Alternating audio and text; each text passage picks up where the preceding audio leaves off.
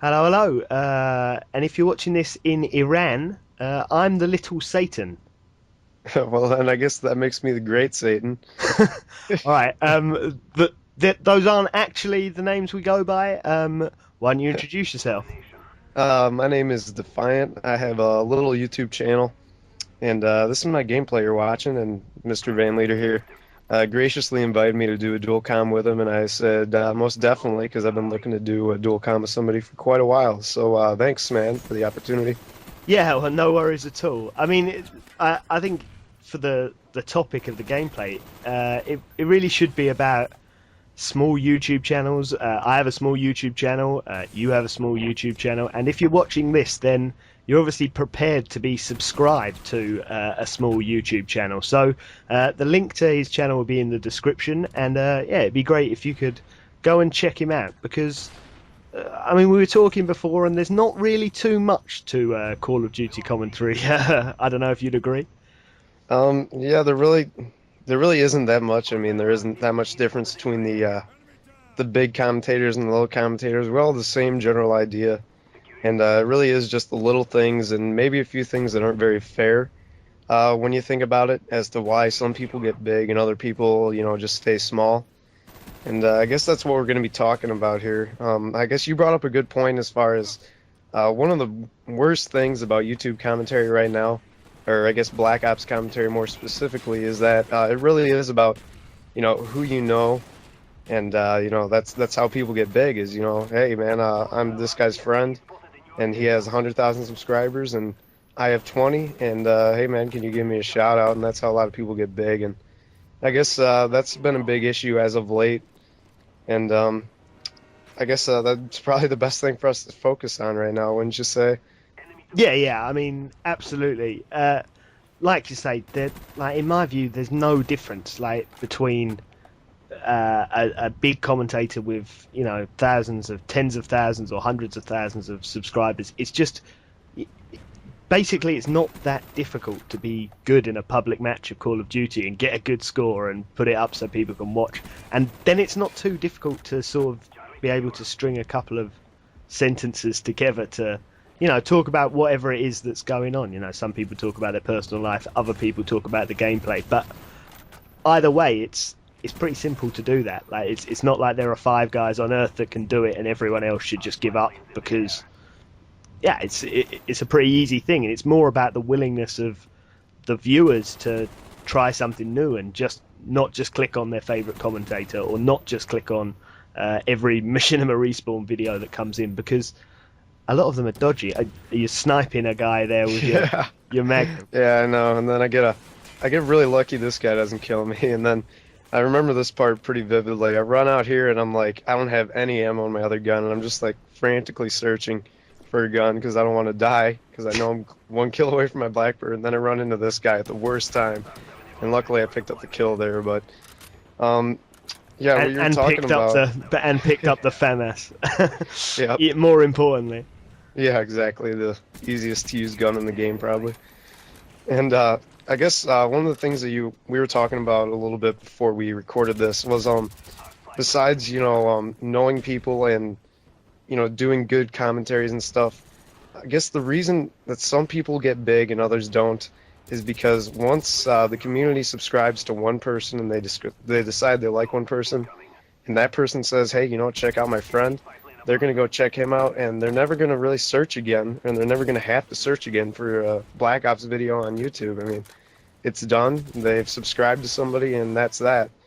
And I guess that's another part of the reason why it's just so hard to get noticed nowadays is just the I don't want to bash the subscribers because I mean I have no problem with any subscribers. I'm just saying people don't tend to look for something that they don't feel a need to, which makes sense obviously. And Yeah, yeah. yeah, it just gets really difficult to do anything out of the ordinary or special, because every idea, I don't know if you've been like searching for ideas for what cool series could you do, but pretty much all of them have already been taken and it's getting kind of stale, to be honest, wouldn't you say? Yeah, I mean, there's definitely that, but I also think that I mean, what it comes down to is that, like with music, you can like a big famous band, a band that everyone knows, like so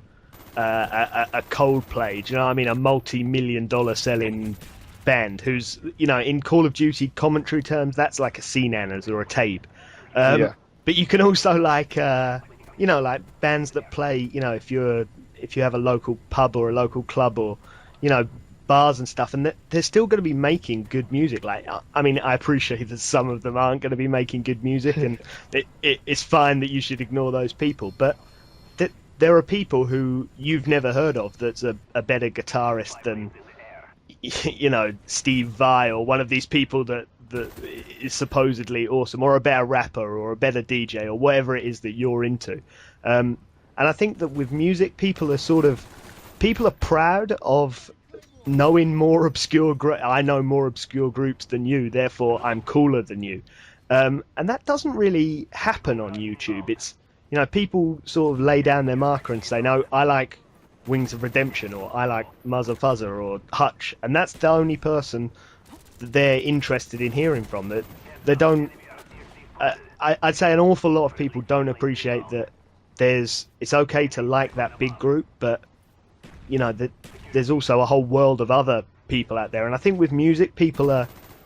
You're proud if you've discovered a band, like when they become famous or when they cross over. You're proud of that fact.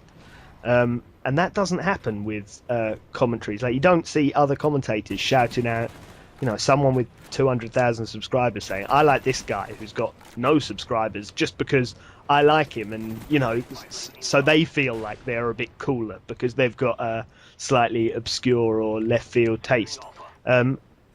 And with YouTube, it's just like, some guy you've heard of doing a dual com with some other guy you've heard of, and that's fine, but it'd be nice if they could shake it up. Yeah, exactly. Like, one of the points that you brought up when we were just talking was that, box for boxing is a big deal now. People putting, in their other channels, like you go to Tabe's channel, and in his other channels you'll find Hutch and, Wings of Redemption, and, Yeah. And I'm not sure if he actually has them in his other channels. I haven't checked out his channel in a but long whoever, time. yeah. But I'm just saying, you go to a big channel, and in the other channels section, you find other big channels. You don't find smaller channels. And, that's not, and I'm not calling them bad people. I mean, it's not their intention to, make the big bigger and the rich richer and the poor poorer, but that's really what that does. And even when you go to small channels, like the other day, I can't remember whose channel I went and checked out. It was a smaller commentator. He only had a few hundred subscribers. And his other channels, I'm assuming he's trying to get a shout out or something. He had xJaws, and he had Hutch, and he had, just these big name commentators who have no doubt never heard of him. And I think he's just, kind of begging, for shout outs, and that just doesn't work. Yeah, and I completely agree with that. I mean, it's like the guy at the tiny little band's gig selling CDs for U2. There's absolutely no need. If these people are here at your gig, they've already heard of U2. They know who Bono is. Like, they don't need any of that. So, just sell your own CD or promote other similar indie bands that are around you, and that's what they do. And that doesn't happen on YouTube. But we've overrun a little bit here, so there'll probably be a black screen that we're talking over. Well, I can probably put in another gameplay here if you need me to. I got quite a bit, so I can throw in a shorter one here. But as far as networking goes, I think people are really misusing that tool. And us people with the smaller channels, we need to start putting each other in our other channels thing, and we need to start doing more dual comms with each other, and kind of just all this networking is the way you're gonna have to get your name out anymore. People aren't gonna find you in the search box, and once people find somebody they like in the search box, they don't ever use that search box again. They go and watch that guy's videos, and they check out his other channels and stuff like that.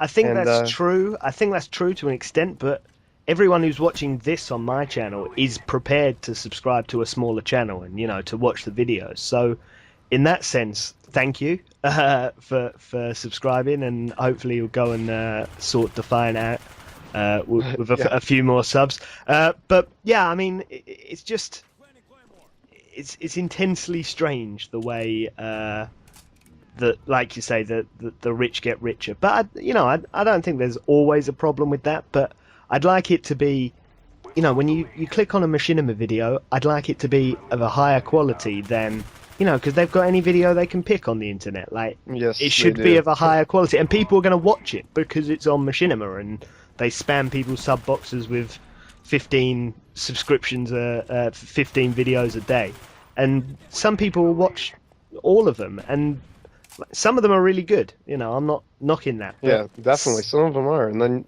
then you get some that just.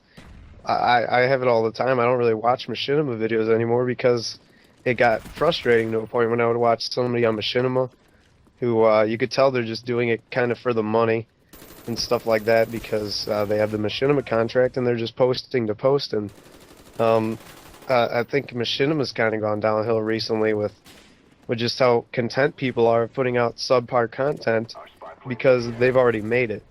And I think that right now the community is kind of at a standstill as far as moving forward, because a lot of the big guys who really got it started, the Blame Truce and all those guys, they got us started, but now we need people to push us forward and kind of fresh, like a fresh face, you know what I mean? And I just see these older commentators just putting out subpar content right now.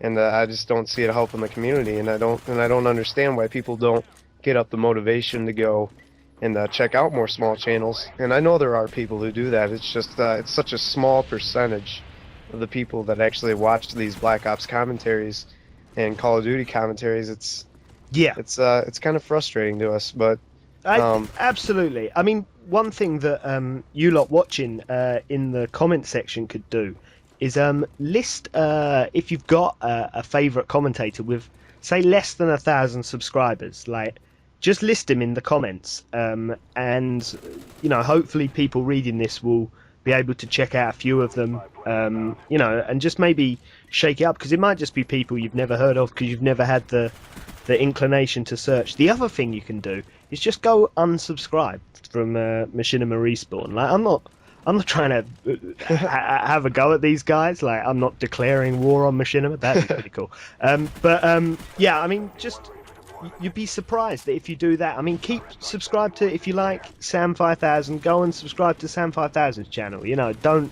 There's no need for this this middleman. Like, and there could be such a great need for a middleman if they were a bit more discerning with the content that they decided to put up, rather than just chucking anything. Oh, well, you're already a director, so yeah, I mean, I understand what you're saying there completely, because at the beginning Machinima was a driving force really for these commentators to get their stuff out there and get better noticed. But like I said, as they got more noticed, Machinima just became kind of a moneymaker for them rather than a central community channel. And I guess that's what kind of messed it up, was everybody. I guess it was greed in the end, kind of, that got to a lot of the people and made it less fun. Greed ruins everything. This second gameplay that has been stitched on the end, I don't know how long it is. So how are we doing for time? Do you know? I think we better end it up here pretty quick, but I think we got mostly everything across that we needed to. So I guess thanks for having me. It was a good time. It was good talking to you, getting to know you. Yeah, no problem at all. Leave a comment with your favourite commentator with less than 1,000 subscribers. Thanks for watching. I've been Mrvanleider. And I've been Defiant. No Great Satan. The Great Satan. No advertisements, no ego, and no subscribers. Thanks very much. Yep, thanks guys.